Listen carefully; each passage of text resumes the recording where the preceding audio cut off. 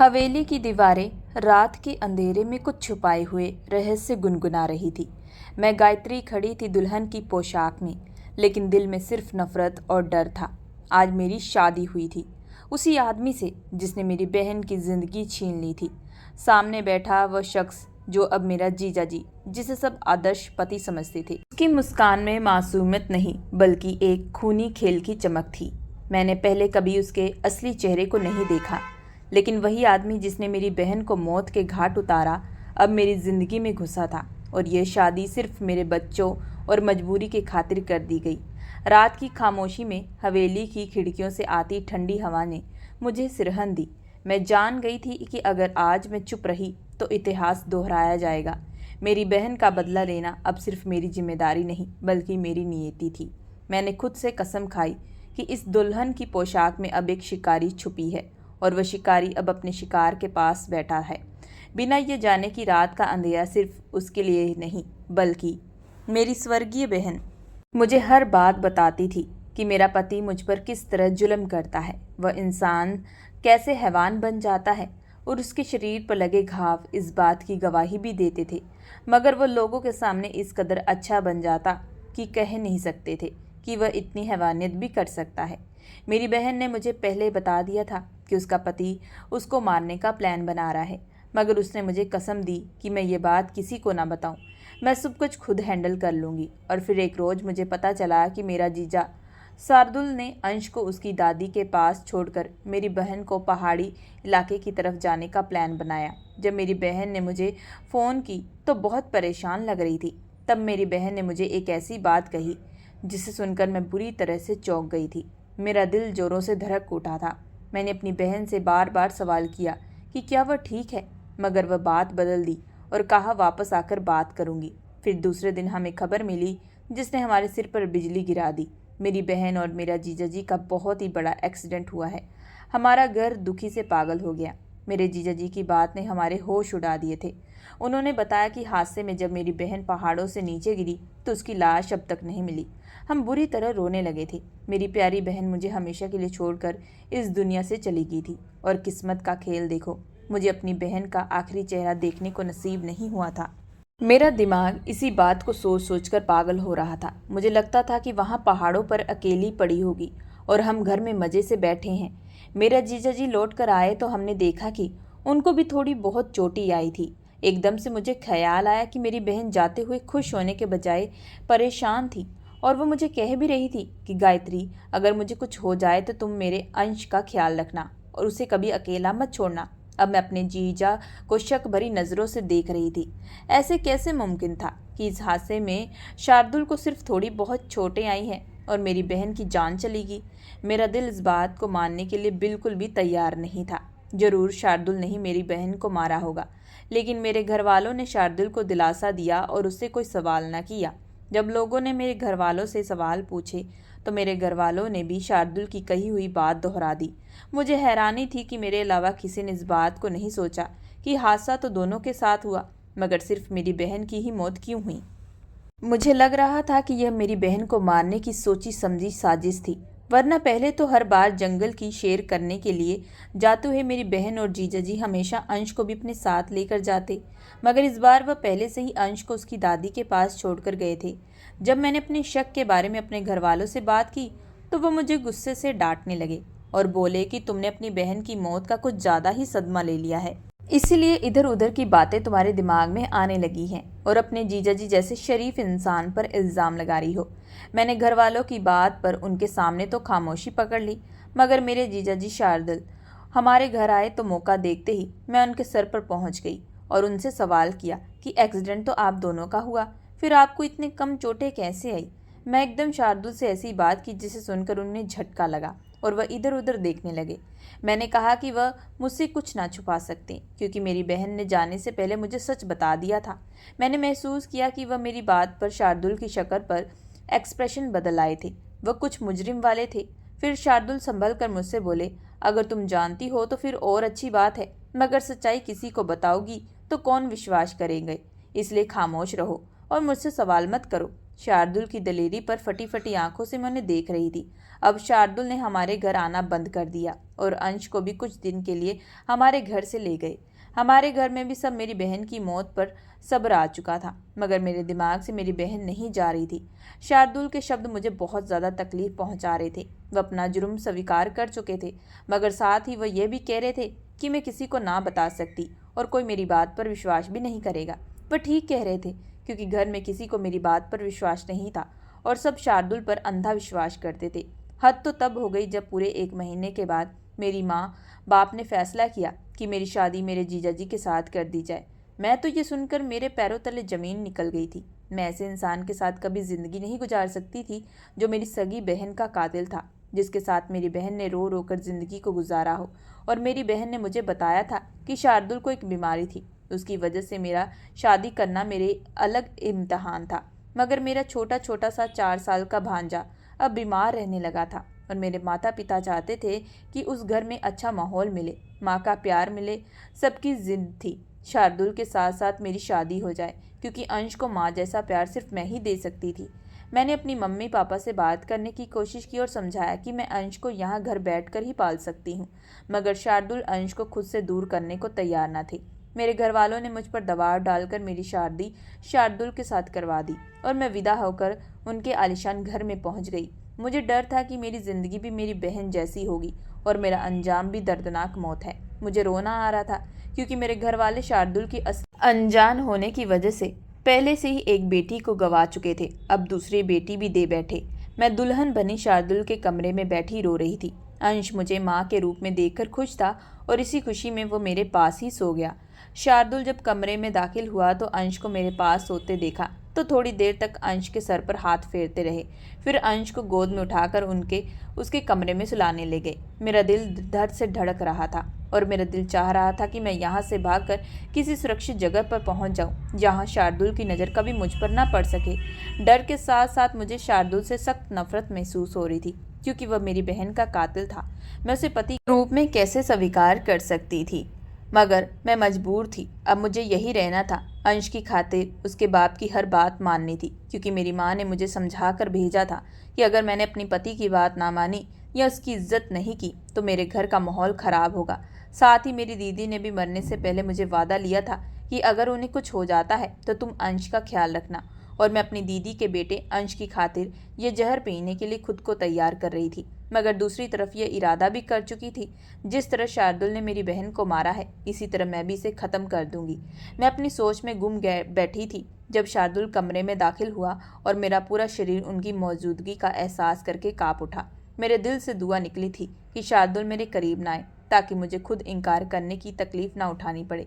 मेरी बहन ने मुझे बताया था कि उसके पति को एक भयंकर बीमारी लग चुकी है, जिसकी वजह से वह मेरे करीब नहीं आता था। अपनी बहन की याद आती मैं उदास हो गई और मैं रोने लगी। मुझे रोते देखकर शार्दुल बोले, तुम परेशान मत हो, मैं तुम्हारा बहुत ख्याल रखूंगा और तुम्हारे सारे हक पूरे करूंगा। बस बदले में मुझे अंश बिल्कुल ठीक चाहिए। तुम उसे माँ का प्यार देना, उसकी परवरिश एक अच्छी माँ बनकर करना, जिससे कि मेरे बेटे को माँ की कमी का एहसास ना हो। मैं अपने पति को देख रही थी। मैं कहना चाहती थी कि अगर इस इंसान को अपने बच्चे की इतनी परवाह थी तो उसने अपनी वफादार और मासूम पत्नी को क्यों मारा? आखिर उसने मासूम बच्चे से उसकी माँ को क्यों छीना? और आज उसे ये डर सता रहा है कि कहीं मेरे बच्चे को माँ की कमी ना हो। मगर मैं शक कुछ भी नहीं कर पा रही थी, क्योंकि मैं नहीं चाहती थी कि मैं ऐसी बात करूं जिससे वह इंसान अपने असली रूप में आ जाए। मैंने सोचा था मैं बड़ी ही चालाकी से अपनी बहन का बदला लूंगी। मैंने खामोशी से सर झुका दिया और इससे पहले कि वहां से उठकर जाती, शार्दुल ने मेरा हाथ पकड़ लिया और मेरी उंगली में से एक सोने की अंगूठी पहना दी और मुझे प्यार से गले लगा लिया। अगले दिन मेरे घर वाले मुझसे मिलने आए तो मेरी माँ ने मुझसे सवाल किया, क्या अब तुम ठीक हो? क्योंकि मैं इस शादी करने के लिए बिल्कुल तैयार नहीं थी, इसलिए मेरे घर वाले परेशान हो रहे थे। मैं अपनी माँ के सवाल पर सिर झुकाए बैठी रही, क्योंकि मेरे पास अब बोलने के लिए कुछ था ही नहीं। मुझे गुजरती रात याद आ रही थी, मेरा दिमाग उलझता जा रहा था। मेरी माँ की घबराहट और परेशानी पर मैंने उन्हें विश्वास दिलाया कि मैं बिल्कुल ठीक हूँ और सब ठीक है। बल्कि सच तो ये था कि मैं बिल्कुल ठीक थी, मेरी कोई परेशानी नहीं थी। मेरी माँ मेरी बात पर विश्वास कर चुकी थी, मगर मैं दिल में सोच चुकी थी कि मैं शार्दुल की असलियत और अपनी बहन की मौत का राज जानकर रहूंगी। मेरे घर वाले विश्वास करके चले गए और मैं शार्दुल को देख रही थी। क्योंकि शादी की पहली रात ही मेरी बहन की बात गलत साबित हुई। क्योंकि शार्दुल तो बिल्कुल था ठीक, उसकी बीमारी नहीं थी, बल्कि उसका मिजाज बुरा भी नहीं था, बहुत अच्छे से पेश आ रहे थे। मैं तो सोच रही थी कि पता नहीं शार्दुल सुहागरात को मेरे साथ मारपीट करेंगे, लेकिन सुहागरात को शार्दुल ने जिस प्यारी अंदाज में अपना प्यार जताया, मैं हैरान हो गई थी। लेकिन मैं सोच रही थी कि हो सकता है शार्दुल का ये अंदाज सिर्फ दिखावे के लिए हो, शायद वह मेरे शक को दूर करने के लिए दिखावा कर रहा हो। इसलिए मैं अभी शार्दुल पर विश्वास भी नहीं कर सकती थी। मुझे अपनी बहन की रोती आंखें याद आती। शार्दुल के पास अच्छा खासा पैसा और महीने के लाखों कमाता, मगर उसके बावजूद मेरी बहन पुराने फटे कपड़े पहन के रखती। उसके चेहरे पर हर समय उदासी छाई रहती। अंश के बाद शार्दुल ने मेरी बहन को बिल्कुल नौकरानी बनाकर रख दिया था। वह जब भी घर आती तो मैं उसके साथ साथ रहती। मेरी बहन मुझे हमेशा उजड़ी उजड़ी और उदास लगती, जबकि अब मेरे लिए शार्दुल की नरम मिजाज थी। मैं घर में जल्दी ही कामकाज और अंश की जिम्मेदारी संभाल ली थी। अंश अब थोड़ा ठीक हो गया था और मेरे इर्द गिर्द मंडराता रहता था। उसको हर तरह से बहलाने की कोशिश किया करती थी। खाने पीने में भी उसकी मर्जी का ख्याल रखती। अंश की हालत धीरे धीरे सुधरने लगी। मेरी और शार्दुल की शादी को अब 1 महीना गुजर चुका था। मुझे महसूस होता था कि जैसे शार्दुल मुझे हर समय देखते रहते हैं। अब मैं उनकी नज़रों से परेशान होने लगी थी। मैंने एक दिन तंग आकर शार्दुल से सवाल किया कि आप मुझे हर वक्त घूरते क्यों रहते हैं। इस पर शार्दुल ने जो जवाब दिया, मुझे उसे सुनकर मेरे जोर का झटका लगा। शार्दुल बोले कि मैं ये देखता हूँ कि तुम वाकई ऐसी हो या फिर एक दिन तुम अपनी बहन की जैसी हो जाओगी। मैं शार्दुल की बात पर हैरान हो गई।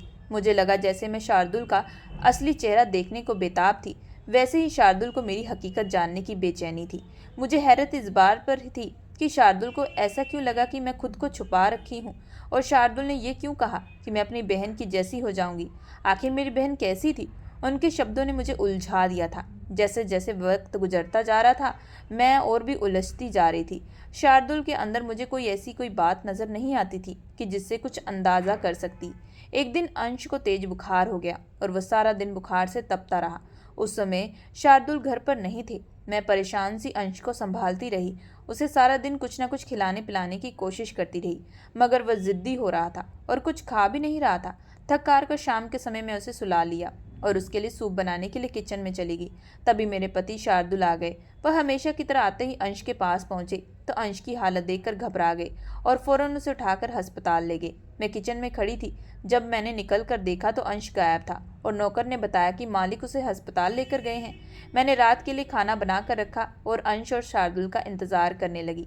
रात के समय जब अंश की हालत ठीक हुई तो शार्दुल उसे घर लेकर आए। मुझे देखा तो बोले कि मैं तुम्हारी हर जरूरत पूरी करता हूँ, कुछ भी चाहिए मुझे बोलो, मैं वो ला कर दूंगा, लेकिन बस तुमसे हाथ जोड़कर विनती है कि अंश की तरह से लापरवाही मत करना, मुझे ये बात सहन नहीं होगी।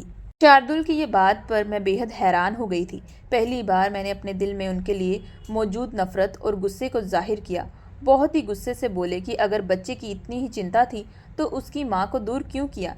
मेरी बात पर शार्दुल ने मुझे कोई जवाब नहीं दिया, कमरे से निकल गए। मैंने सर झटका, अंश को सूप पिलाया और उसे गले लगाकर सुलाने लगी। मेरा दिल अब बुरी तरह से रो रहा था। मुझे अपनी बहन याद आने लगी जो सारा समय अपने बच्चे के साथ लगी रहती थी, मगर फिर भी पता नहीं क्यों अंश उससे दूर रहता। मुझे आज समझ में आ रहा था कि ऐसा क्यों हुआ था, क्योंकि उसका बाप उसके दिल में नफरत पैदा करता था और अपनी जिम्मेदारी पूरी करके यही जताता कि बस उसे ही अंश की चिंता है और किसी को नहीं। मुझे शार्दुल दिमागी मरीज लगने लगा था। मैंने पूरा दिन अंश के साथ गुजारा और फिर शार्दुल ने एक ऐसी बात कही जिसे मुझे अंश की परवाह नहीं है, सिर्फ उसे ही अंश की परवाह है, जबकि मैं शार्दुल की असलियत जानती थी कि उसने ही अंश को उसकी माँ से दूर किया था। मैं कितने दिन तक अंश के साथ लगी रही, उसका ख्याल रखती, मगर मैं अपना गुस्सा और नाराज़गी अपने पति पर जाहिर की और उनके कमरे में न आ गई। मैं अपने पति का खाना पीना और बाकी सब जिम्मेदारियां पूरी कर रही थी, मगर उनके कमरे में नहीं जाती थी। इस बात का शार्दुल पर असर हुआ कि वह एक दिन मेरे पास आया और बोले, गायत्री, मैं तुम्हें कहीं लेकर जाना चाहता हूँ। मैं शक्की नज़रों से शार्दुल की तरफ देखने लगी, मगर वह मुझे तैयार होने का बोलकर अंश के पास चले गए। मैं भी तैयार हो रही थी कि अंश मेरे गले में बाहें डालकर बोला, माँ आप कहाँ जा रही हो? और मेरे पति ने उसे जो बात कही वह मेरे रोंगटे खड़े कर दिए। अंश कह रहे थे कि आओ तुम्हें तुम्हारी दादी के पास छोड़कर आता हूँ, फिर मुझे तुम्हारी माँ को डॉक्टर के पास लेकर जाना है क्योंकि उनकी तबीयत ठीक नहीं है। मैं ये सुनकर हक्का बक्का रह गई। अंश के वहाँ जाने पर मैंने शार्दुल से सवाल किया कि मैं तो बिल्कुल ठीक हूँ, फिर आप मुझे डॉक्टर के पास लेकर क्यों जाना चाहते हैं। इस पर शार्दुल बोले कि मैंने अंश को सिर्फ बहलाने के लिए कहा था, दरअसल हम जा रहे हैं वहाँ, बच्चे नहीं जा सकते। इतना बोलकर शार्दुल अंश को उसकी दादी के घर ले गए और मैं डरी डरी सी खड़ी रह गई। मुझे याद आया कि मेरी बहन को भी शार्दुल ऐसे ही अकेले लेकर गए थे और फिर मार दिया। मैं डरी हुई थी और मेरे पति मुझे ज़बरदस्ती गाड़ी में बिठाकर अपने साथ ले गए। मैंने सोचा कि अगर मेरे पति ने मुझे मारने की कोशिश की तो मैं उनसे अपनी ज़िंदगी की भीख नहीं मांगूंगी, बल्कि उनसे लड़ लूँगी, उनसे अपनी बहन का बदला जरूर लूँगी। मेरे अंदर खून खोल रहा था। मेरा पति मुझे पहाड़ी इलाके की तरफ ले गया। मुझे लगा था कि मेरा पति अब मुझसे तंग आ चुका है, इसलिए अब वह मुझसे पीछा छुड़ाना चाहता है। एक जगह पहुंचकर उसने गाड़ी रोकी और मुझे गाड़ी से निकलने को कहा। मैं चुपचाप गाड़ी से निकल गई थी और आगे आने वाले हालात के लिए खुद को तैयार कर रही थी। फिर वह मुझे लेकर एक कच्ची गली में आगे बढ़ गया। मैं डरी हुई अपने पति के साथ चल रही थी। तब वो एक छोटी से घर के आगे रुके और उस घर का दरवाज़ा खटखटाने लगे। मैं हैरान से अपने पति को देख रही थी। जब उस घर से एक जवान लड़का बाहर निकला, वह मेरे पति को इस तरह अचानक देखकर परेशान हो गया।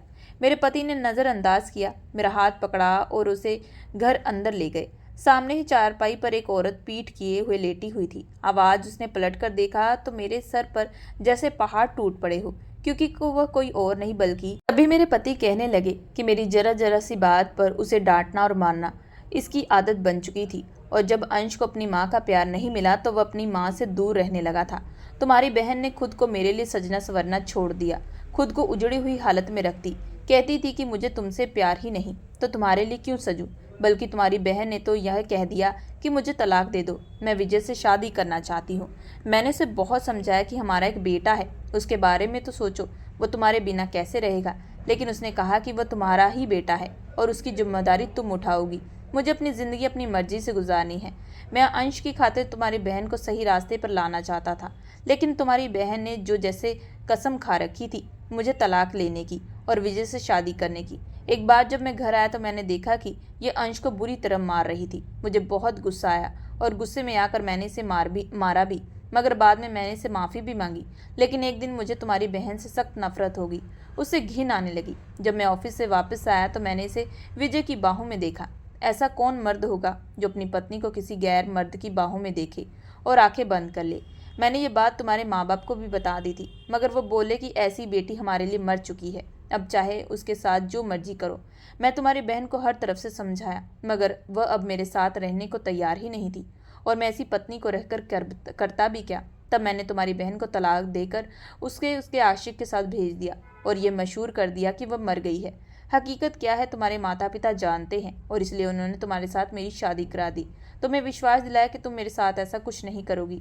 सच्चाई सुनकर मैं अपनी बहन को देखा तो वह शर्मिंदा से सर झुकाए खड़ी थी। मुझे अपनी सोच और उसके दिए आंसू पर शर्मिंदगी होने लगी। मेरी बहन अपने पति से तलाक लेने के लिए मुझे कितने झूठ बोले, कितना बदनाम किया। उसने अपने पति को और मैं भी बहन की खातिर अपने पति को मारने चली थी। मैंने भरी हुई आंखों से अपने महान पति को देखा, जिस इंसान ने आज तक दुनिया वालों को मेरी बहन की असलियत नहीं बताई। अगर वह इस सच्चाई को दुनिया वालों को सामने बताता तो मेरे माता पिता की इज्जत मिट्टी में मिल जाती। उसने तो मुझे भी मोहब्बत और इज्जत दी थी। मैंने अपनी बहन से कहा, आज तुम मेरे लिए सच में मर गई हो। मेरी बहन मुझसे बहुत शर्मिंदा थी। वह मुझसे और मेरे पति से माफ़ी मांग रही थी, मगर हम दोनों उसे कोई जवाब दिए बगैर घर आ गए। हकीकत जानने के बाद मैं अपने पति और अपने बच्चे अंश के साथ खुशी खुशी रहने लगी थी। मैंने अपने पति से माफ़ी मांगी। मैं तुम्हें अपनी बहन का कातिल समझती रही। मेरे पति ने भी मुझे माफ़ कर दिया, मगर मुझसे वादा लिया कि मैं कभी उनसे बेवफाई ना करूं। मैंने उन्हें विश्वास दिलाया, क्योंकि हर औरत एक जैसी नहीं होती। मेरी बहन माँ होकर भी अपने बच्चे को छोड़ गई और मैंने अंश को जन्म नहीं दिया, फिर भी उसे माँ की मोहब्बत दी और आज अपने पति के साथ एक खुशहाल ज़िंदगी गुजार रही हूँ। मेरा पति मुझसे बहुत मोहब्बत करता है। मैंने 2 साल के बाद एक बेटी को जन्म दिया और मोहब्बत करता है। मैंने एक प्यारी सी बेटी को जन्म दिया और हमारा परिवार अब पूरा हो गया। मेरा पति और मेरे दोनों बच्चे मेरी पूरी दुनिया हैं। दोस्तों, अगर आप लोगों को ये कहानी पसंद आई हो सो प्लीज़ हमारे चैनल को लाइक और सब्सक्राइब जरूर करें एंड बेल आइकन का बटन जरूर दबाएं।